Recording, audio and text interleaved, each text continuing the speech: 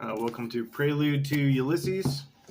This is Alex Read the Littler Things. We're going to be reading a selection of Delicious Laughter by Rumi. The last thing I read was Aziz and the Thing He Jacked from Some Mofa. I haven't read this in about 8 months.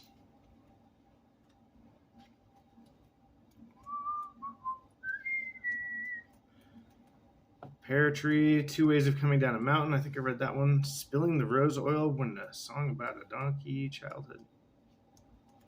I don't know. Last thing I read was, I think, a Pearl Earring. Okay, so I think we're on page 72.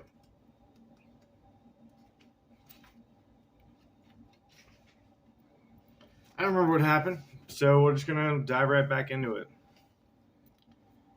A man and a woman arguing. Fuck, this is a long one. God shit, fucking motherfucker.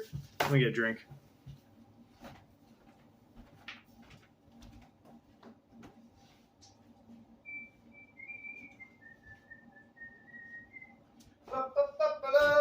I ate Chinese food today. I ate Chinese food today. Sorry. All right. Let's get going.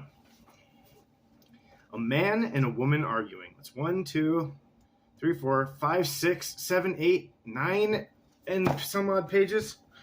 Oh, Jesus. Show me the way. A man and a woman arguing. There we go. One night in the desert, a poor Bedouin woman has this to say to her husband. Everyone is happy and prosperous except us. We have no bread, we have no spices, we have no water jug. We barely have any clothes, no blankets for the night. We fantasize that the full moon is a cake. We reach for it. We're an embarrassment. Even to the beggars, everyone avoids us. Arab men are supposed to be generous warriors, but look at you, stumbling around. If some guest were to come to us, we'd steal his rags when he fell asleep. Who is your guide that leads you to this? We can't even get a handful of lentils. 10 years worth of nothing, that's what we are. She went on and on like this. If God is abundant, we must be following an imposter. Who's leading us? Some fake that always says, tomorrow, illumination will bring you treasure tomorrow. As everyone knows, that never comes, though I guess it happens very rarely sometimes, that a discipline following an imposter can somehow surpass the pretender, but still I want to know what this deprivation says about us. The husband replied, finally, how long will you complain about money and our prospects for money? The torrent of our life has mostly gone by. Don't worry about transient things. Think how the animals live. The dove on the branch giving thanks, the glorious singing of the nightingale, the gnat, the elephant, every living thing trusts in God for its nourishment.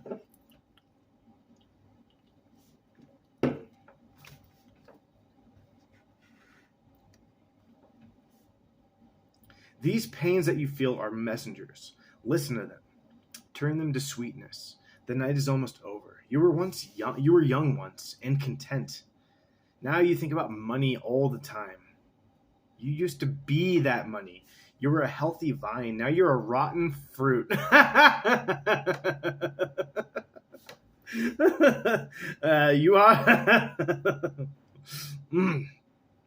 ought to be growing sweeter and sweeter, but you've gone bad. She's like, hey, I want to eat. And he's like, you're a douche. As my wife, you should be equal to me, like a pair of boots. If one is too tight, the pair is of no use. What? Just loosen the other one. Fucking, what? Whatever, keep going. Like two folding doors, we can't be mismatched. A lion does not mate with the wolf. So this man, who was happily poor, scolded his wife until daybreak. Holy shit. When she responded, don't talk to me about your high station. Look how you act. Spiritual arrogance is the ugliest of all things. It's like a day that's cold and snowy, and your clothes are wet too. It's too much to bear. And don't call me your mate, you fraud. You scramble after scraps of bones with the dogs. You're not as satisfied as you pretend. You're the snake and the snake charmer at the same time, but you don't know it. You're charming a snake for money, and the snake is charming you. Fucking awesome. You talk about God a lot, and you make me feel guilty by using that word. You better watch out. That word will poison you if you use it, to have power over me. So the rough volume of her talking fell on the husband, and he fought back. Woman, this poverty is my deepest joy. This bare way of life is honest and beautiful. We can hide nothing when we're like this. You say I'm really arrogant and greedy. You say I'm a snake charmer and a snake, but those nicknames are for you. In your anger and in your wantings, you see those qualities in me. I want nothing from this world. You're like a child that has turned round and round, and now you think the house is turning. It's your eyes that see wrong. Be patient, and you'll see the blessings and the Lord's light in how we live. This argument continued throughout the day, and even longer. Oh, that was the whole thing. That's it. It wasn't long. I'm just an idiot. The next one's called Muhammad and the Huge Eater. That sounds fucking good. Oh man, I fucking love that poem. That was great. Holy shit.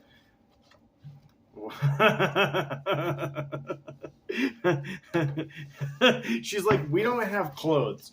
We don't have food. We don't have the most basic things you would ever want in life. Or need. Those are necessities.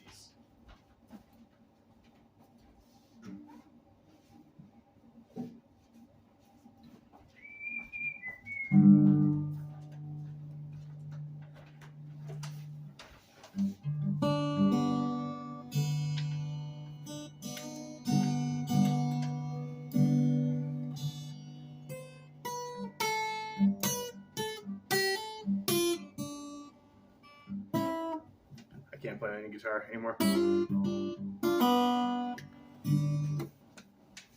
All right, let's go through that. First thoughts.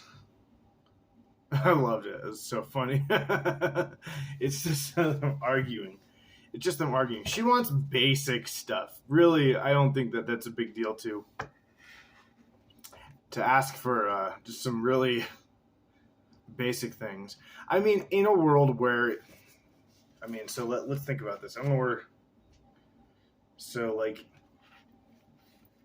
the year fucking, I don't know, 1250 in Anatolia, like is how what are her job prospects? Like, how can she really provide in this? I'm 100% guessing, but in a society where she probably doesn't have any options as a vocator, worker, just doesn't have a lot going on. Like, what are the options for a woman in 1200 Turkey? I don't know.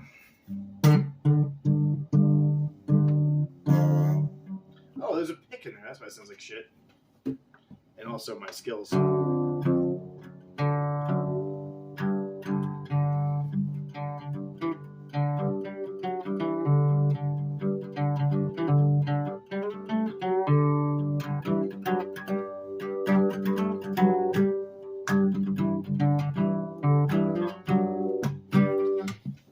I'm not sure I said this before, but I suffered a pretty severe medical thing where I was paralyzed, and I have no feeling in my hands, so I can't really play guitar anymore because I can't tell what I'm doing.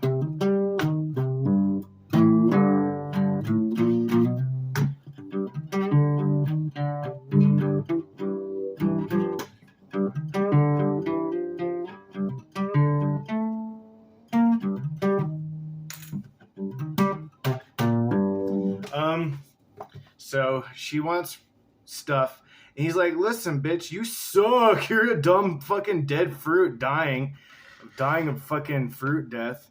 You dumb jerk. You should be doing all the stuff. You should be happy that we don't have stuff. That's how we could tell how real we are. Which is funny. And honestly, if that's how you roll, cool, dude. If that's the life you want to live, fuck yeah, man, do that. But if you are supposed to be providing for somebody and instead you don't, that's cool too, but not in the same way. No, that's not cool. That's not cool. You should provide for the people that depend on you, I suppose. I don't know. And then they just argue and they don't get anywhere. So he's like, "You're a dumb fruit." And she's like, "You are so full of shit. You have no idea what shit smells like anymore. You're lying to yourself. Of course you want to be better and live a better life." And he's like, "No, you're wrong. All you want is stuff." And she's like, "All I want is food and stuff, like regular stuff." Like, she's not really asking for, like, jewels and stuff. She's not asking for, I mean, anything. She's mad at the concept. Probably that he just keeps harping on about God. And I don't know if anyone knows this, but I actually don't think that God's a real thing.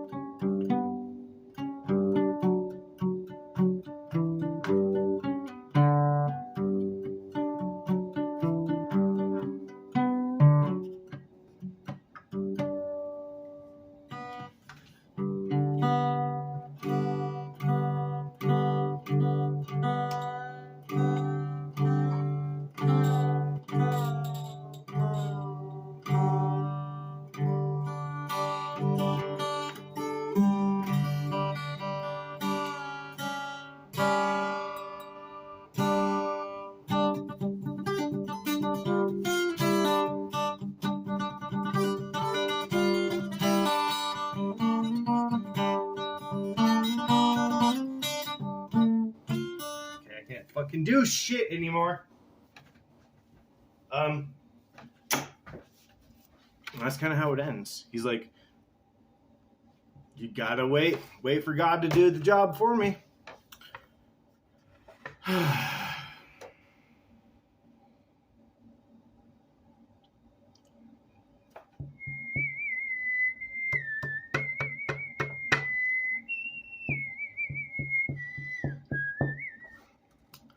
I went birding today. Saw a bunch of birds. Fucking great day for looking at birds.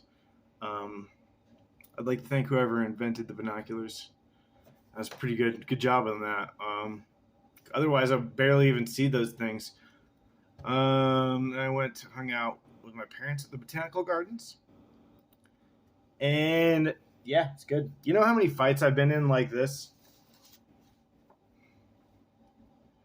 About money. Not really like this. Maybe so. But I would never argue like for waiting for God. I would argue for being like, "Hey, listen, I work, I do it. I have a job, that's how much I work. The amount of work I do, that gets us to go out like maybe once a month. Maybe like that. Maybe once a month. We can go get some food out. But we're not starving. But we're also eating at the food bank a lot. Different times. What are you talking about? I don't know, man. It's fun to go see flowers and stuff, though. Yeah, I think that's it. I think that went on a little too long. Oops, Jesus. I like this